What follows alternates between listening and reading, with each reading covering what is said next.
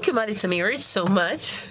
She always gives us very inspirational speeches. She's very determined, and we are very happy to see that, because we share a lot in common in terms of our efforts to improve the entire system of support, including the health system as well.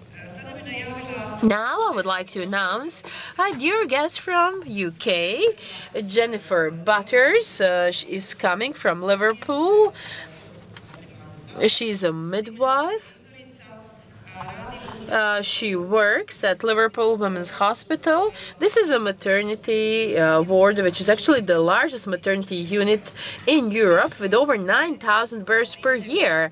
She has over 20 years of experience as a midwife. She also worked as a community midwife, and later on she's taking over a job or a position as midwife specialized for providing care with disabilities during birth, pregnancy and postpartum.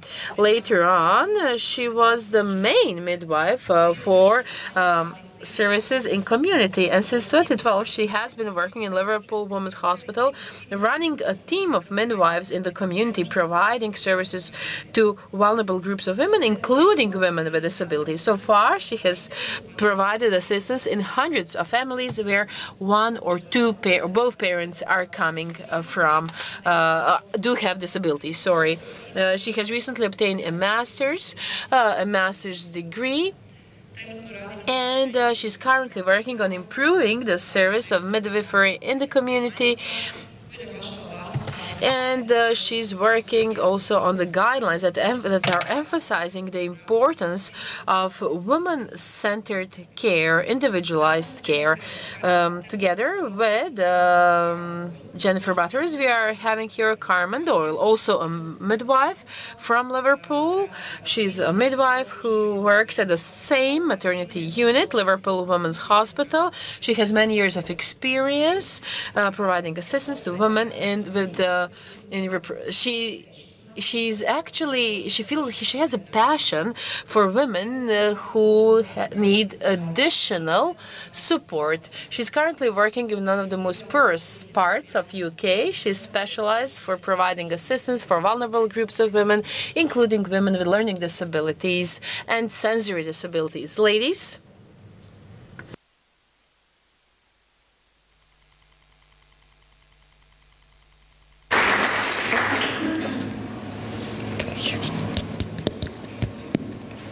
So you'll find a present. Is it this one? I think it is.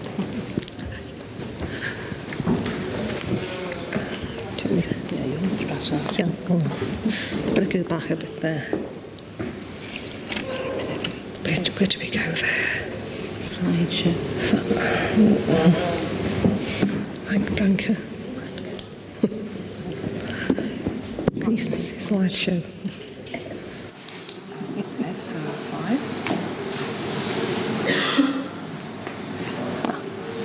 Can the lights go down a little bit lower? Because it's just slightly.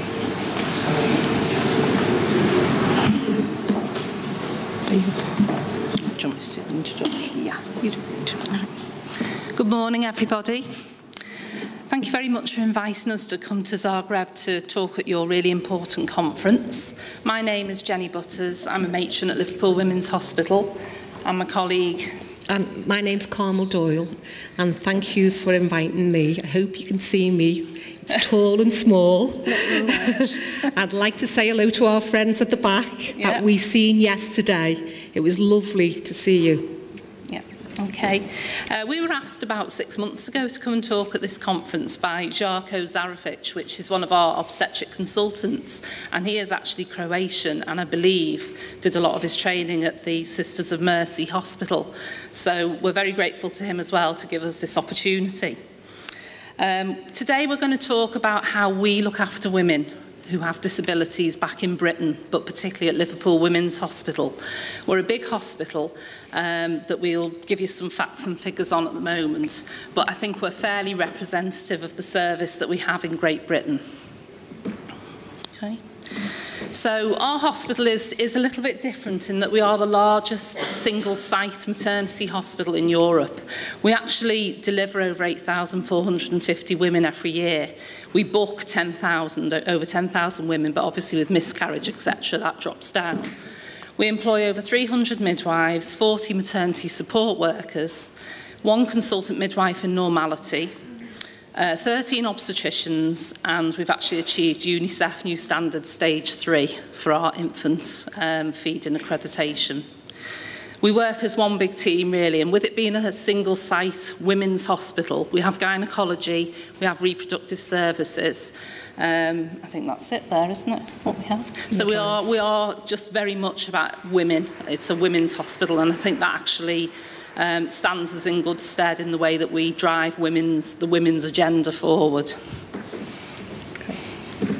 Do you want me to? Yeah. Do you want to go on? So the aims of the session for us is to an awareness of how physical disabilities can impact on women in the antenatal, pregnancy, birth, postnatal period, an understanding of how midwives can support women during this period, and an awareness of how midwives and obstetricians can support and work together so that women make informed choices during their pregnancy. So this applies to any woman. We see women in a holistic way, and a disability is just an extra variation that we have to manage, and we start from pregnancy as normal and then adapt as necessary.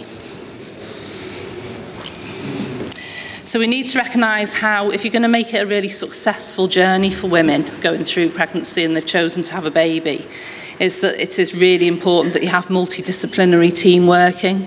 So it's midwives, consultant obstetricians, support workers, health visiting, which is later on in the postnatal period. And for us, we're going to talk today about the actual extra sort of special team that we have, which is the enhanced midwifery team, which is a small team of midwives that look after women who have any kind of added extra need that makes them more vulnerable in our system. Okay. Do you want me to go to the next one? These are our 2 drivers, our reports, our national drivers for maternity care. There's the Better Births, which is our 5-year forward view, and the Embrace report, which is audits and case studies of sometimes when we get everything right, but also about times that we get things wrong and we need to improve. So we really wanted to start what is a disability and what in England is recognised as a disability. And under the Equality Act from the Secretary of State, a disability is a physical, sensory or mental impairment that has substantial and long-term negative effect on the ability to do normal daily activities. And this slide actually lists what we see as a disability in our country. And actually, in pregnancy, although this seems a vast amount, we treat these women within our maternity pathway, and we try and keep that woman as normal as possible. So barriers for people with a disability. We know that some women may feel that there's some separation and segregation. We know that some people, there's some stereotyping, labelling, prejudice. There's some barriers to communication and inaccessible environments. And I think when we've been here, we've actually seen that inaccessible environment for disabled women. And attitudes and behaviours of professionals. We have a code of conduct as midwives that we need to follow, and we believe in equality and diversity for all women. Okay, so really the question is what midwives can do, women to women, what midwives can do. Midwives as lead professionals are pivotal in meeting the needs of the disabled pregnant woman, and intervention at the earliest stage of pregnancy is crucial and for a positive birth experience.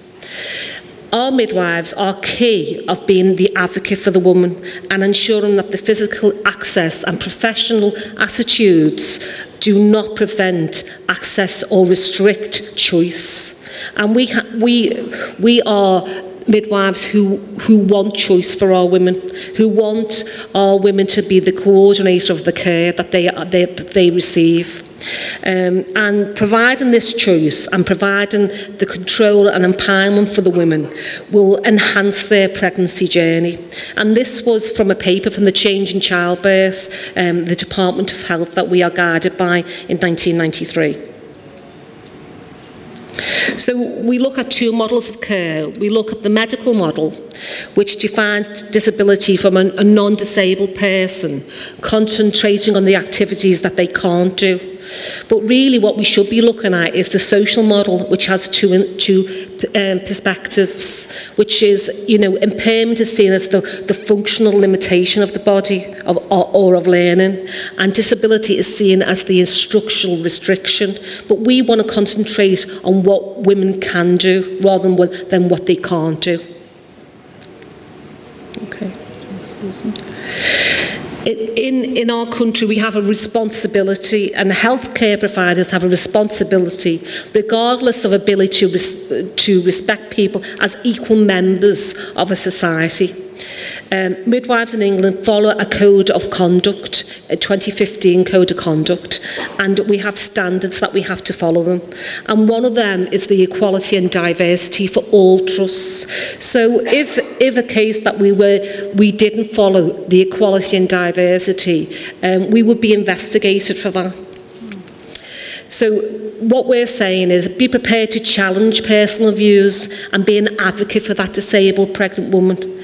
And a disabled woman may feel that they are being judged and feel that they're not good enough to actually parent effectively. We recognise the two models and we understand about the laws of treatment and who can give consent and for what. What I would say, we have a knowledge of local pathways and guidelines, and even more importantly, as midwives, as women working together, we need to work collaboratively to form new pathways for women. And it's about using resources effectively and to meet the needs for that person and provide innovative midwifery care, providing woman-centred care and providing choice. I want to talk about that one. Okay, so what do we know about what women worry about when they become pregnant and enter into maternity services? They worry essentially about weight gain, the growing uterus, and how that's going to impact on what mobility that they actually have, and how it will go until their due date and delivery. They'll have vulnerable negative feelings of being in hospital. They may have spent quite a lot of time in hospital throughout their lifetime and have very negative views of being in hospital. And maternity care should be different to that. It shouldn't be the same as what it shouldn't be associated with illness. It's a normal process for women to go through. So being in the maternity care system should feel very different to being in a place where you're not well, where you're being, operated on or feeling unwell. They may be fearful about the birth process and whether to have a vaginal birth or a caesarean section. And we have to get past, the barriers of thinking that women with disabilities, physical disabilities, have to have a caesarean section. In many cases, that's not the case at all. And from a recovery point of view, it's far safer for the woman, a much better experience if she can deliver vaginally, because her recovery will be quicker than obviously having what is a major operation. Women with sensory impairments, which we're going to talk about more in detail this afternoon, will also have worries about communicating with the staff that they may not know. Women should be able to have an advocate and interpreter to support them in their communication. So we will provide services in the form of interpreters, British Sign Language, occupational therapy, input to make sure that our environment is suitable. But usually what we find as well is that our women, a lot of who have made an informed choice to have a baby, will already have thought long and hard about a lot of their barriers that they may have come across, and will have services in place when they enter into our service.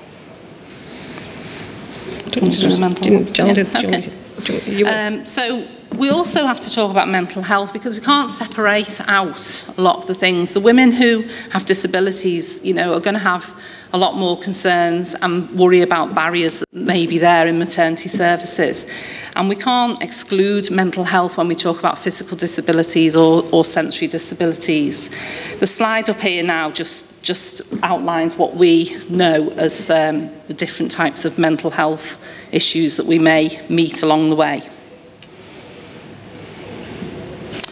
So just a little bit about the National Maternity Review that we've had in England. It was actually carried out in 2015 but recently published, and it was a national maternity review to look at all the services in England to make sure what we were doing, why we were doing it, were we doing the right thing, and was it an equitable service to all women across the country, but also to all women when we talk about equality and diversity.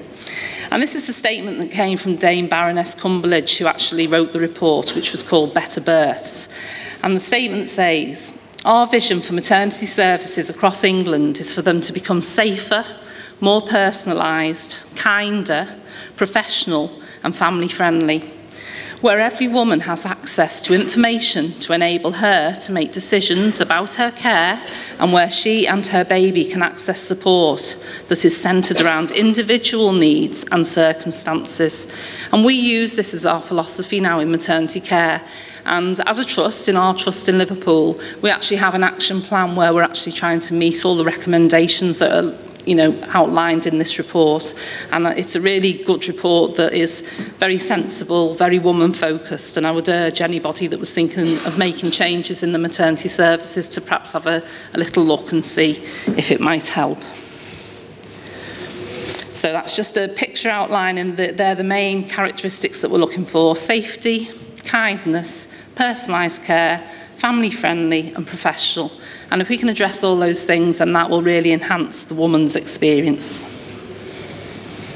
Yeah. We know that women, when they actually engage with maternity services, and women with a disability, have their own worries, like all women. Will I be able to carry my baby to term? Will I be able to undergo labour and deliver my baby safely? Will I be able to care for my baby and be good enough mother despite my disability? And will services deem me as good enough, or actually remove my baby? So in Liverpool Women's Hospital, women with a disability are referred as early as possible to our early access maternity centre, and they are given choice from the very beginning. They are asked whether they would like to be booked for maternity care in our Liverpool antenatal hubs, our hospital setting, within children's centres where there is lots of support for families, or at home to make it more personalised. Women would receive care under the NICE maternity guidelines for 2014, and at each appointment the midwife would risk assess the woman and discuss how the growing uterus and her baby can impact on her physically and emotionally. And along her journey we risk assess at certain times in a pregnancy. Depending on the disability, women would be referred to a consultant for a review of her care and discuss mode of delivery and support which can be offered within the hospital. But if her pregnancy was normal, we would keep that woman on the normal pathway and provide choice. Her wishes will always be considered at each stage of the maternity. So we highlight the women's strengths and concentrate on what they can do. So we use that social model and not what they can't do. Regular risk assessments are completed, and we work as a multidisciplinary team within the hospital, but also within the community setting by working with voluntary services, working with children's centres, working with social workers to actually make sure this woman is well prepared for pregnancy, instead of leaving it too late and then the woman feeling frightened. We encourage parents, mum and dad, to bring their aides into the hospital to support them in their hospital stay.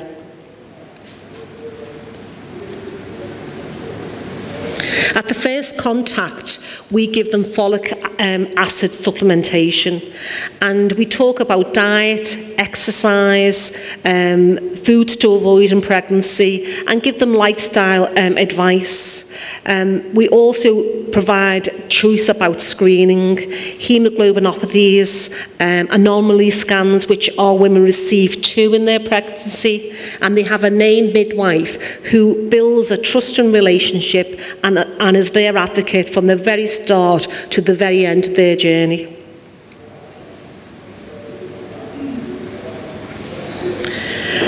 We talk about the developing baby in pregnancy and how nutrition, and we actually provide free vitamins and vitamin D supplementation for our women who are at risk. And we talk about pelvic floor exercises and just general lifestyle changes that they can make to enhance their journey. This you cannot see, unfortunately, but this is our risk assessment that we use along the way of the journey for the woman. So when a woman books in, we will risk assess her on a score from 0 to 15. And then we look in the second trimester and risk assess them again. And we listen to the mum and we listen to their story. So when they say they are struggling, we would risk assess them again and we would put support in place. We have an enhanced midwifery team. An enhanced midwifery team is quite unique that we actually provide one-to-one midwifery care for our most vulnerable of society in England. Liverpool Women's has 7 midwives that work as a part of a team across Merseyside. So women with a disability are offered one-to-one midwifery care from 16 weeks gestation. Women are provided with extra visits at home, children's centres, or actually a venue of their choice. It could be in a coffee bar, it could be in the hospital or in the home setting. And we talk about having a coordinated approach of care. So by gaining the trust of a woman and working together as women, we bring other services to support them. So their journey is enhanced. And we actually promote bonding and attachment in the antenatal period, actually building a relationship with that baby in utero, which is so important for the mum, but actually for their own mental health for the future. Enhanced midwives work collaboratively and with agencies to enhance the woman's journey.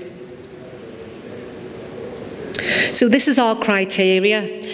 Women with mental health issues are referred, teenagers, women with disabilities, physical and sensory, learning difficulties, asylum seekers, early intervention where there's been some safeguarding, some concerns regarding neglect of previous children. We actually get involved to provide that support, and actually some substance misuse as well.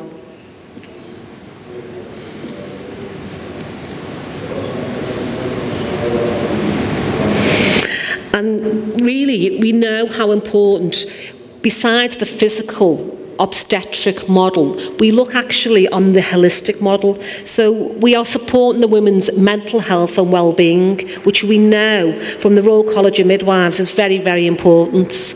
And evidence from them actually talks about the early brain development and highlights the importance of building a bond with the unborn baby.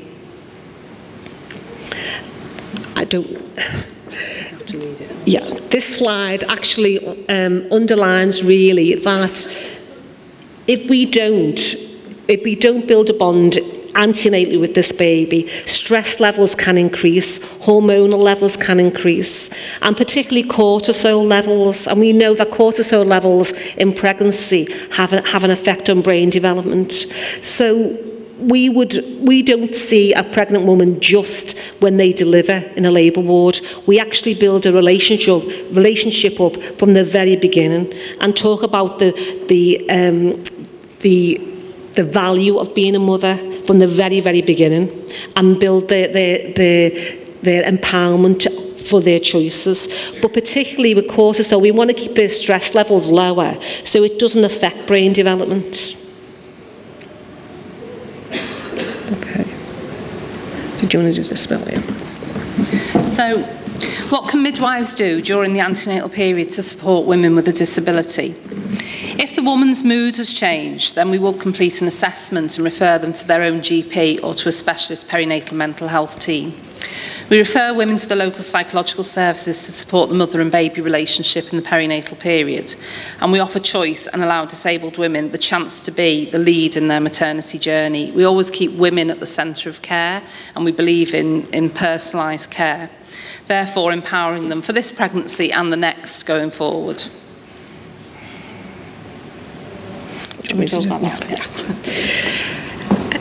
One of our roles really is to look at cost, and obviously all services are being assessed at some point. Now, the cost for benefits of an enhanced midwife, and I am one of the enhanced midwives, so we had a woman who was under the care of the enhanced midwife, had severe mental health issues. She had made numerous suicide attempts and would self-harm and had a disability. And she was previous as a child in foster care. So really she didn't know her own mum, her own parents. She costs our NHS and local authority £165,361 a year. For one enhanced midwife, the cost for the NHS is between £34,000 and £37,000 a year. And really, when we need to underline, it doesn't include the massive savings in the real human terms. So the savings for that woman, early intervention and working in collaboration with other agencies helped that woman become more empowered and was able to make informed choices. So we knew this lady from 12 weeks gestation. Early intervention actually reduced the chance of local authority from intervening and removing this baby because she was deemed not good enough. And we provided a foundation for future effective parenting. And this is the lady we supported. She had had 3 other children removed by social care, and this baby she was able to parent and breastfeed. So the savings for future enhanced midwifery, the cost of supporting this one woman was approximately £165,000. Each enhanced midwife holds between 25 and 30 cases, with an annual salary being between £34,000 and £37,000. So it's quite simple. We would save our NHS £4 million a year.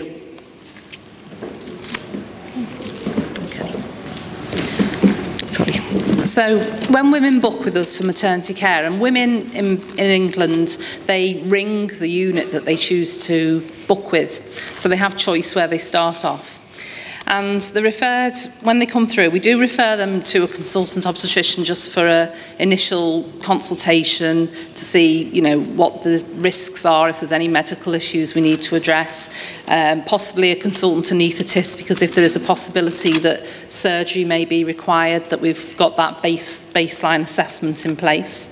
And then we talk about mode of delivery and preparation for birth. And the choices in it all the way along, whichever way the woman wants to deliver, but we would always encourage normal birth where possible. We always start as midwives that normal birth is where is our baseline. So the aim of the care provided to disabled women who deliver at LWH is to empower parents to be able to make the informed choices about their care. We use social media, as I'm sure may be available in this country, and Baby Buddy app is just one example. And we encourage women to use the social media to keep them informed, up to date, to network with other mums. And it has information given in lots of different ways. So the gaps between seeing your midwife or speaking to your midwife, these types of facilities can actually help. We have videos including how to breastfeed, how to care for your baby, bathing, nappy changing, etc. And we have a dictionary of words, like a glossary for women who, you know, sometimes we get carried away, don't we, in healthcare, where we use words that women won't understand what they mean because it's our health language. So it just points out, you know, what this means in normal layman's terms. And it's accessible 24 hours a day, which is really just what I've said there, that the NHS sites also use the videos. So there's lots and lots of different media for assisting women. So parents with a disability may require ongoing support. So it's actually really important that we link in these women with other services that are available.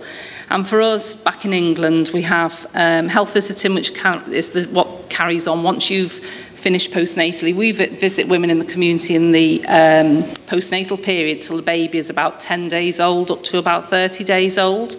And after that, we hand over to the health visitor, who is responsible for that child's well-being up until about the age of 5.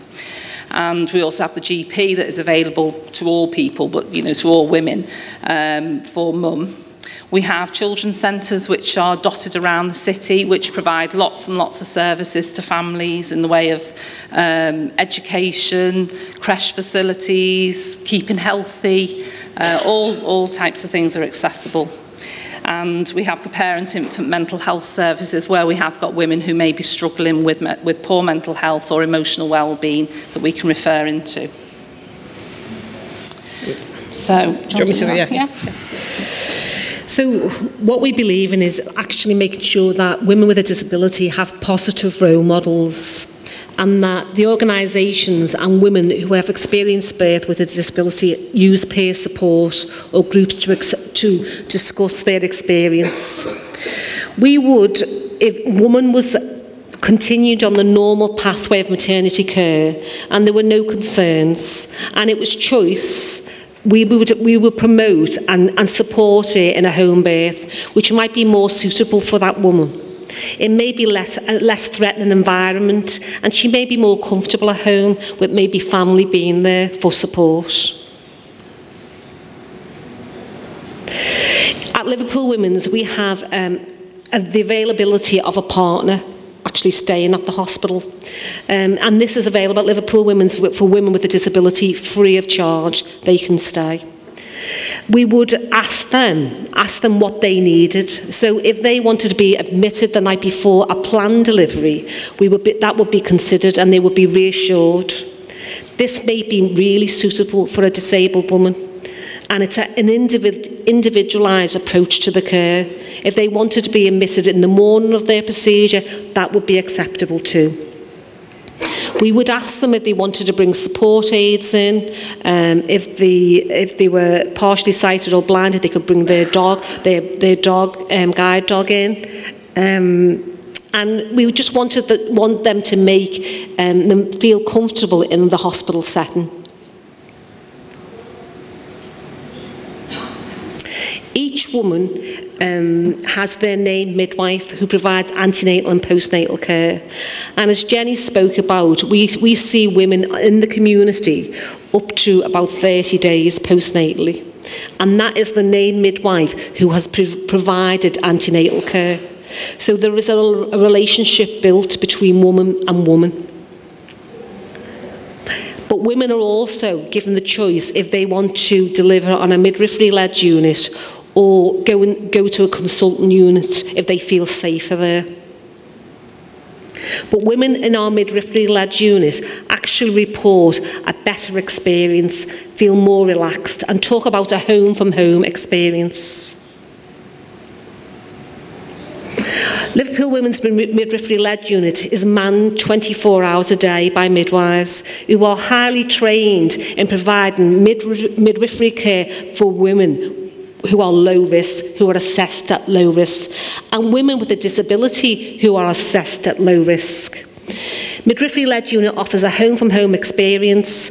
They choose to use either a pool for delivery or as pain relief, and have a choice on using Entonox or pethidine or diamorphine. If they wanted a epidural, they would be transferred to our delivery suite for that procedure.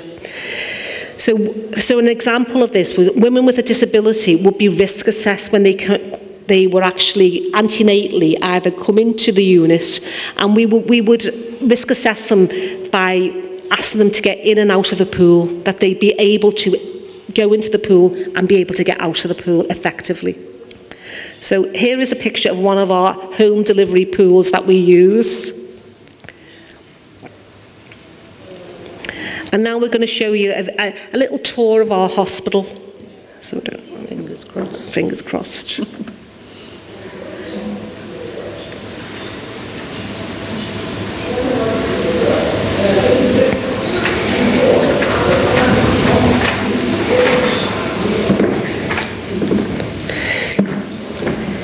It's just the sound.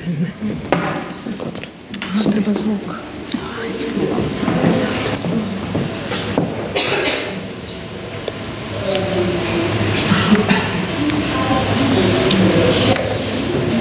It will start, it will come on. It will come.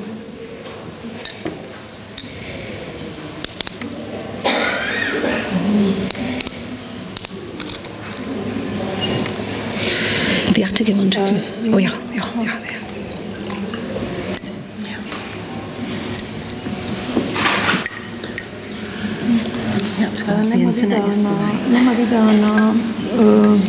Google. Oh, yeah.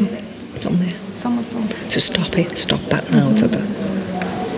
Nema videa na ekranu. Okay. Can you copy that? Copy it onto Google Chrome. That's what we did yesterday in the hospital. We copied it onto Google Chrome, and then they played it. Okay, but should we do it after the later? Break? Yes. Should we tell them that? Yeah. Yes. Sorry. Okay. Sorry.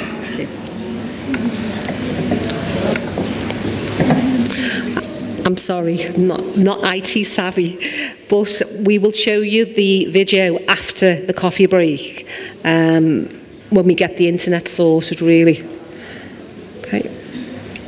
So, next one, I think, yeah. So we wanted to really speak about a woman that we supported, a disabled woman that we supported. So we've called her Mum X. She was a mum who had a lower leg amputated after meningitis infection at the age of 10 years. She was expecting her first baby and presented at Buchan at 12 weeks gestation. She became very upset at that Buchan and actually worried about her having the baby and whether she could cope. She was referred to one of our enhanced midwifery midwives who provided one-to-one midwifery care.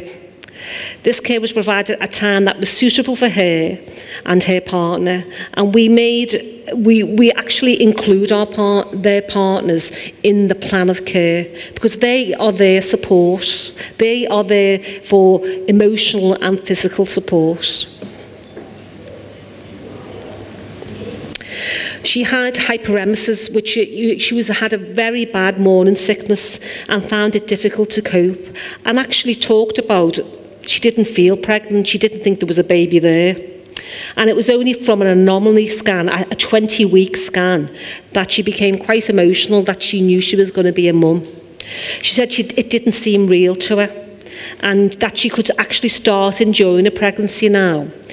The enhanced midwife continued to provide antenatal care at home, and obstetrically she remained very low risk. She was offered a referral to our consultant midwife with regards to birth and discussion for a plan for when she decided to come into hospital. She was shown the pool availability and was asked to get into the pool so that she could get in and out of it. And she felt that this was a good plan for her. At 38 weeks and 4 days, she contacted the enhanced midwife as she thought that she was in labour and her pains were becoming stronger. The enhanced midwife stayed to support her at home and actually assessed her at home. She used a TENS machine which provided some support for her back pain previously, and she felt that was good enough pain relief at home.